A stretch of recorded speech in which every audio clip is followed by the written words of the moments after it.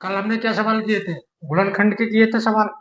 और कल जो गुणनखंड के सवाल किए थे, तो वहां गुणनखंड के विषय में पूरी बात समझी हुई थी कि गुणनखंड करते समय सम और विषम संख्याओं का ज्ञान होना बहुत जरूरी है। जब सम और विषम संख्याएं पता होंगी तभी बड़ी बड़ी संख्याएं आसानी के साथ कट सकती हैं, अन्यथा संख्या को काटने में कठिनाई होगी। समझ पा रहे? बात समझ आ रही है? तो जिसने नहीं किया था वो कल वाला लेक्चर जाके देखना। बात समझ आ गई? तो आज संख्या क्या है हमारे पास? 94। और इसका क्या करना है? गुणनखंड। और कौन से गुणनखंड करना है? अभाज्य गुणनखंड।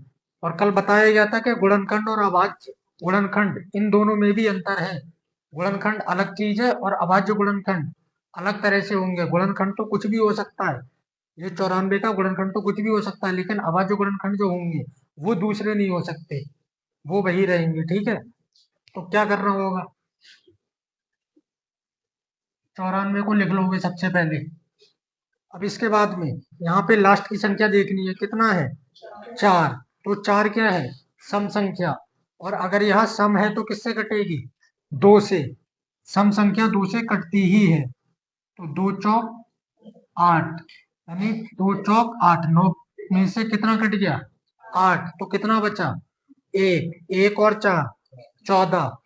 2 सत्ते 14। अब ये 47 क्या किसी के पहाड़े में आता है? तो 47 किसी के पहाड़े में नहीं आता है। चाहो तो इसको काट के देख लेना, क्योंकि लास्ट में क्या आया? विषम संख्या, यानी 7। तो ये 7 ये किसी विषम संख्या से ही कटेगी। और विषम संख्या क्या होती है? 1 3 5 7 9, इनमें से कोई भी संख्या देखना उसी से कटेगी ये।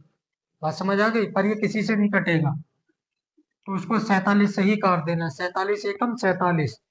नीचे वन बनना बहुत जरूरी है, जब वन बनेगा तभी फैक्टर खत्म होंगे। तो 94 के गुणनखंड क्या हो जाएंगे? 94 लिखोगे और इसके आगे 2 गुणा 47। संख्या वही रहती है, 94 है, ये भी गुणा करके 94 ही आएगा। लेकिन बस फर्क क्या हो जाता है कि ये गुणनखंड हो जाते हैं। खंड मतलब सवाल के टुकड़े। तो ये टुकड़े हो गए। और कैसे खंड हो गए? गुणा। गुणन लिखा है ना, गुणा के रूप के खंड हो गए। अभी दूसरा सवाल देखो। दूसरा सवाल मान लो हमारे पास क्या दे रखा है? 20। एक छोटी संख्या लो। ठीक इसी तरह 20 के गुणनखंड करोगे। अभी छोटी संख्या ले रहे हैं, ठीक है? पहले पूरी प्रोसेस को समझ लें। कल भी कुछ छोटी ही संख्याएं की थी, कुछ बड़ी भी थी।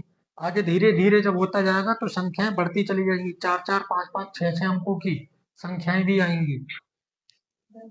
लास्ट में 0। तो यह सम संख्या है। सम है तो किससे कटेगी? 2 से। 2 एकम और ये 0, ऐसे ही लिख दिया जाएगा।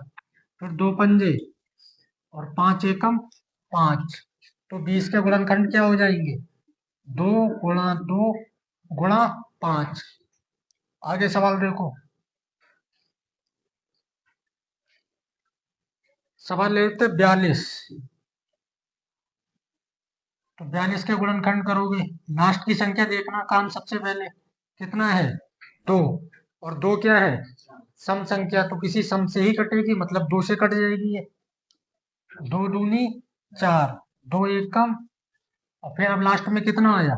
1। तो यह विषम संख्या 2 से नहीं कटेगी। हालांकि ये छोटी संख्या है, ये साधारण पता है कि 2 से नहीं कट रही है, लेकिन बड़ी संख्या भी होगी, तब ध्यान करना है। विषम है तो किसी विषम से।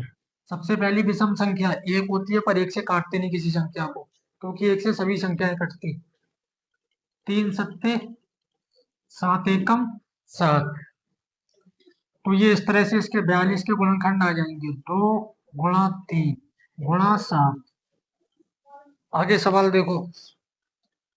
69। संख्या क्या है? 69। 69 के गुणनखंड करोगे, लास्ट में कितना है? 9। तो 9 क्या है? विषम संख्या, यह सम तो है नहीं, तो ये सम से मतलब 2 से नहीं कटेगा। आगे 3 से देखोगे, 3 दूनी 6, 3 तिया 9, कट जाएगा। 3 दूनी 6, 3 तिया 9, और 23 किसी के पहाड़े में आता नहीं। 23 23 से ही कट जाएगा। 23 एकम 23, ये 3 गुणा 23, ये हो जाएगा। आगे सवाल है 138। ठीक है? तो 138 के गुणनखंड करना है। लास्ट की संख्या देखोगे कितना है? 8। यह क्या है? सम संख्या है। अगर सम है तो 2 से कट जाएगी। 2 छंग 12, 13 में से 12 कट गया, एक बचा, 1 और 8 18, 2 नेम, और फिर ये 3 से कट जाएगा, 3 दूनी 6, 3 तिया 9। 2 से क्यों नहीं काटा? क्योंकि लास्ट में क्या आया था? 9, और 9 क्या है? विषम संख्या। फिर 23, 23 से ही कटेगा, तो ये हो जाएगा 2 गुणा 3 गुणा 23। नोट करो इनको, फिर आगे देखते हैं और सब।